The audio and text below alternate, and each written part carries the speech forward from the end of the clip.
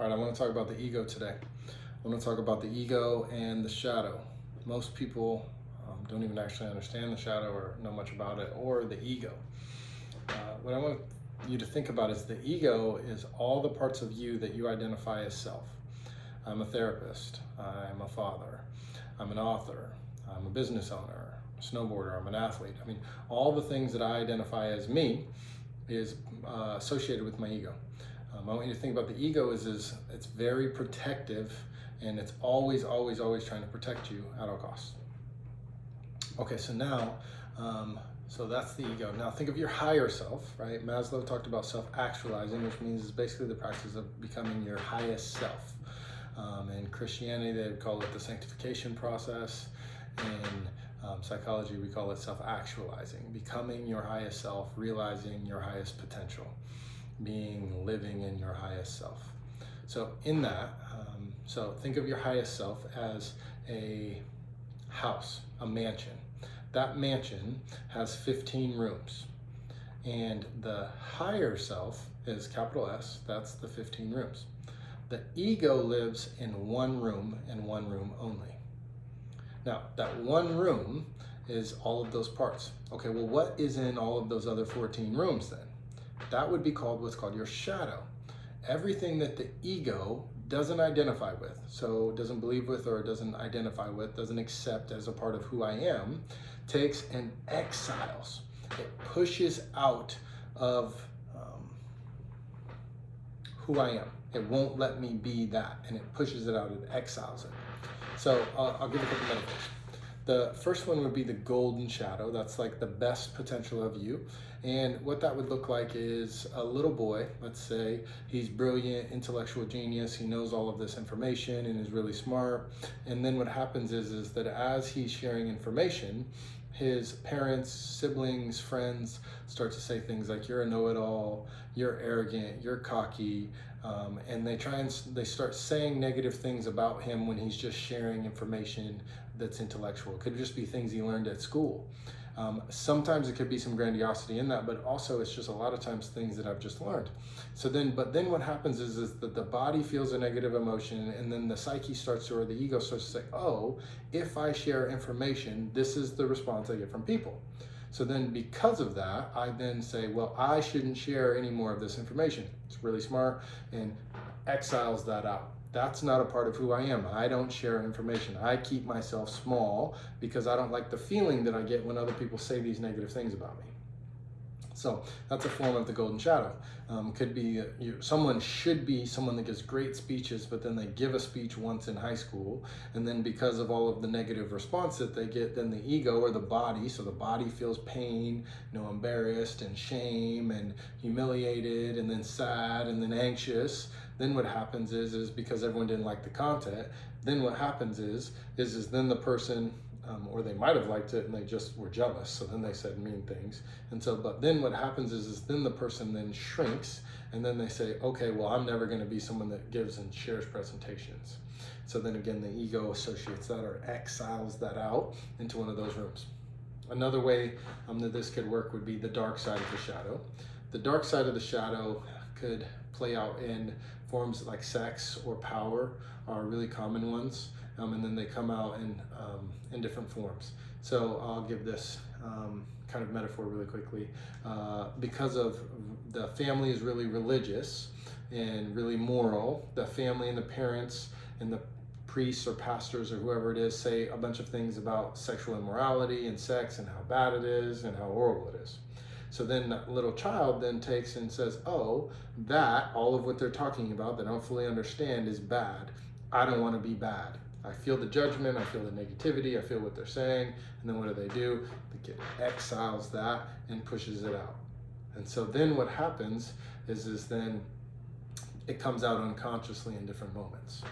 And that's kind of the parts of the shadow. Or another part of the shadow, that would be a dark part around like sexual immorality or sex. Even though sex is wonderful, it's actually a blessing. It's one of the best things we can do in consensual relationship to build intimacy and connection and bring life into life. I mean, that's what we do, we conceive. It's beautiful.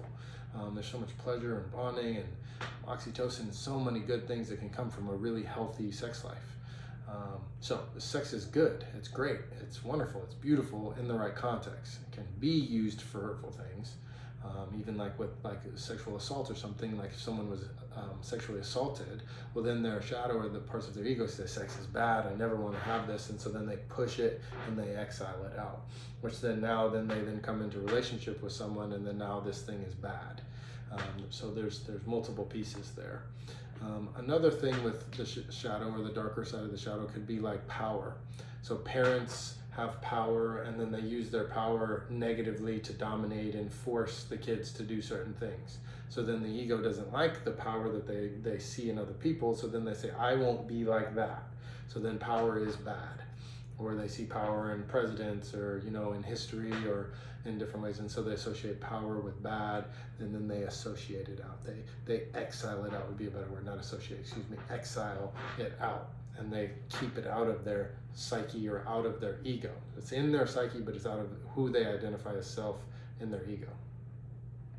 So then what happens now, think about this, is that the unconscious, we go in and out of consciousness all the time. We go into unconscious states. So there's a conscious, subconscious, and unconscious, and where the sub and unconscious are kind of linked together. Basically, subconscious is like a filing system of everything we've read, everything we know. It's kind of there, and the unconscious is a part of that. And then we go into these trance-like states all the time. A good metaphor here would be you're driving down the freeway or in your car, and the next thing you know, you get to where you're going. You're like, wait a minute, how did I just get to where I was at? Why am I here? How did I get here?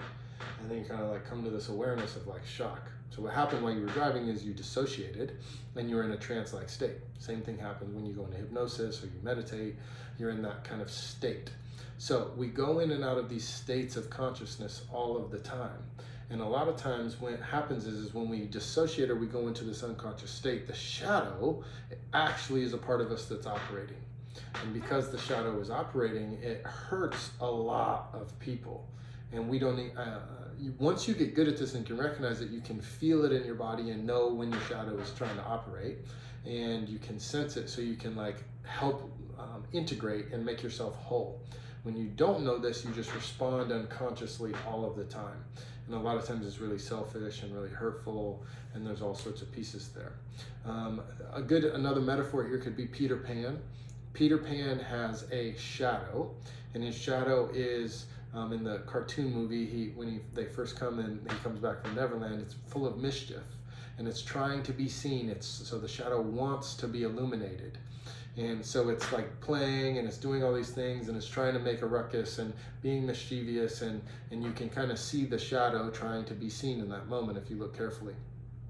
And Peter doesn't really want to come back to Earth or come back to this realm. He wants to stay a boy stuck in Neverland, but he knows that he needs to be illuminated, he needs to be enlightened, he needs to come back and like live his purpose out, and that's why he keeps coming back from Neverland.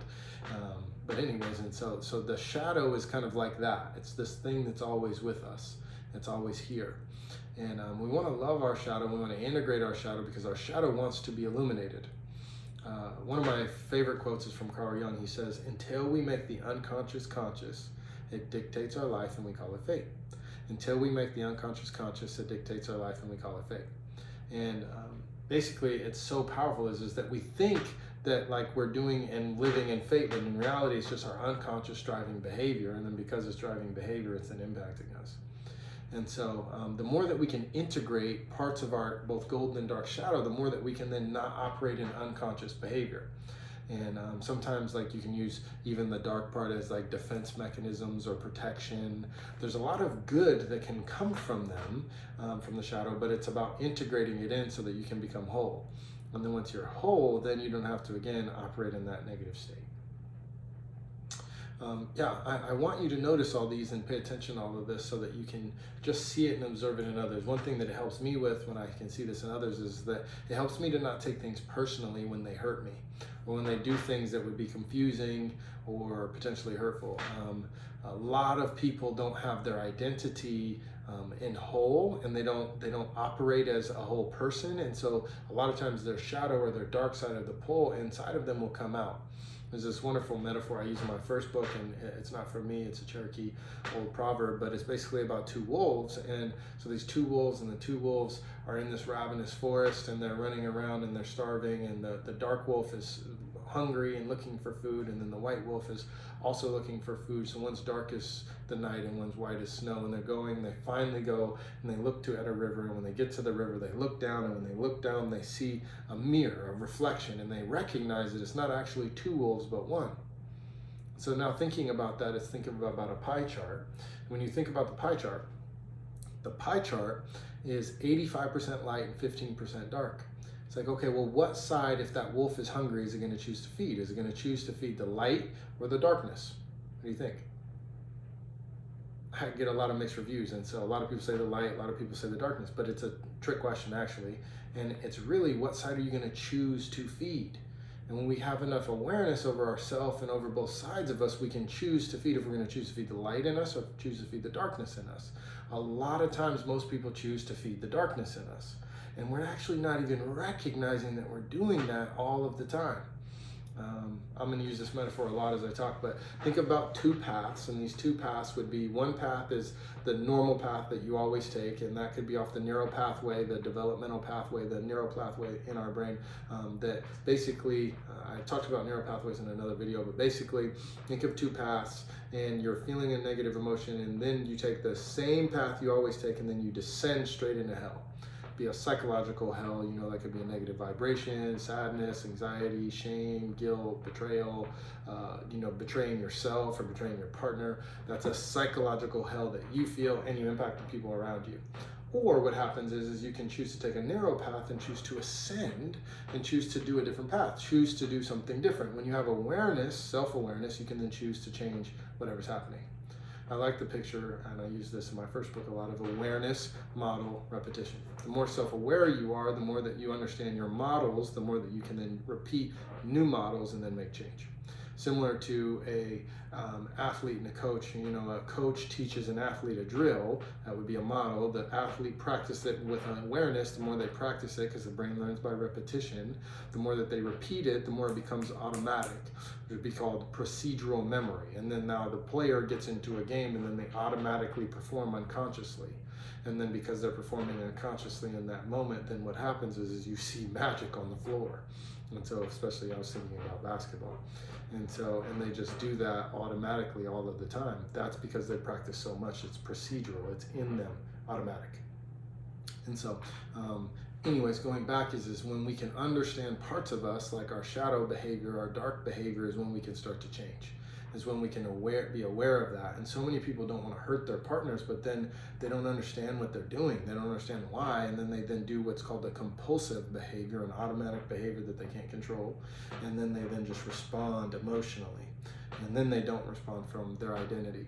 I'm going to talk more about that in a future video as well, identity versus emotion. I'll share a quick little easy metaphor way to think about it is we have our identity, who and what we believe ourselves to be, as I talked about, the ego.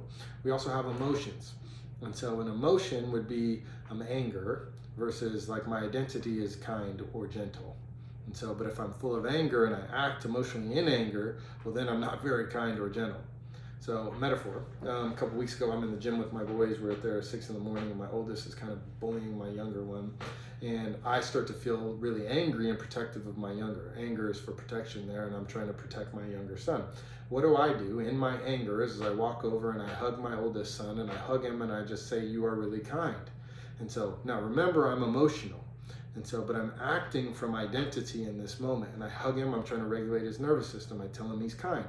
Walk over to my younger one and I talk to him in the same way. I say, "You're kind, you're really kind," and I hug him, try and regulate his nervous system. A little bit later, this pattern keeps happening. My oldest doesn't really listen. Pattern keeps happening. And then what happens is the ball comes near my youngest and he takes his ball and hits it. And it goes running or flying away. And so, like I'm pretty close, probably 5 feet from both of them. And my younger son, he wanted justice and fairness in that moment, so he hit the ball and it went flying. My older son, and so he puts his hand up and he's ready to hit his brother. And in that moment I go, "Hey," I'm now angry and livid. I said, "Hey," about that. I didn't scream, I didn't yell, I just, "Hey." And so try to get his attention. My oldest one, kind of like this, shocked in awe of the fact that I was right there. He forgot because he was in a state of anger himself, and he wanted to hurt his brother in that moment because of the emotion. His identity loves his brother and cares deeply about his brother, but the emotional state he was in was impacting how he was behaving. He was living through emotion. So I wasn't. I was responding again from identity, which is kind, compassionate, leader, father, teacher, kind again. And so again, I said, hey, he did that. And I said, went to him and I said, thank you for keeping your hands to yourself. Thank you for protecting your brother. And I walk over to him and I hug him. And he's really sad in this moment and he emotional. I said, that feel unfair? And he said, yeah. I said, yeah, it looked like it. And then I said, hey, do you feel sad? And he said, yeah, I feel really sad. He starts crying. I'm just hugging him and holding him. Yeah, it makes sense. And so where do you feel the sadness? And he's like, in my chest and in my eyes. And so, got it. So then I said to him, I said, hey, I just hugged him. I said, thank you for not hurting your brother. Thank you for keeping him safe. And then I ran, set him down, ran and got the ball. And then I brought it back to him. And in that moment, it all calmed down. The rest of the time was great. And we had a lot of fun. And again, in that moment, I wanted you to see I operated from identity versus emotion. My emotion would have reacted to my son, would have yelled at him, would have tried to belittle him. I'm like, why are you doing that? You know better. You need to keep your brother safe. And and I could have easily responded negatively to him, which I have done in the past. And so, through practice, I learned let's practice and live through identity versus practicing and living through emotion. And so it's really easy to get good at this skill and help your kids and help yourself or your partner or whatever once you're good at it, once you understand it. When you integrate your ego, when you integrate parts of your shadow, when you understand who your ego and what you believe about yourself, it's easier to operate from your values and your identity versus from emotion. And identity versus role confusion is one of the developmental stages in Erik Erikson's theory of development, which is what we all have. And there's a part of us that we all have an identity, and we're resonating in that place. We're living from that place. So again, I wanted you all to kind of recognize that what your ego is and what your shadow is and different parts of it. And hopefully we can start by integrating these pieces and recognizing some of these patterns. And as I do more of these, I'll help you with more processes of understanding it, getting through it, integrating it. And then in that, hopefully we can get rid of things like domestic violence or emotional abuse, toxic behavior that we're doing, passive aggressive comments, all sorts of negative behavior that people do all of the time and we don't know why. And I'll help explain a lot of these things so that we can hopefully get rid of all of these things and we can get everyone happy and healthy and raise consciousness. And so if you go ahead, subscribe, join, and so there'll be a lot of more good content.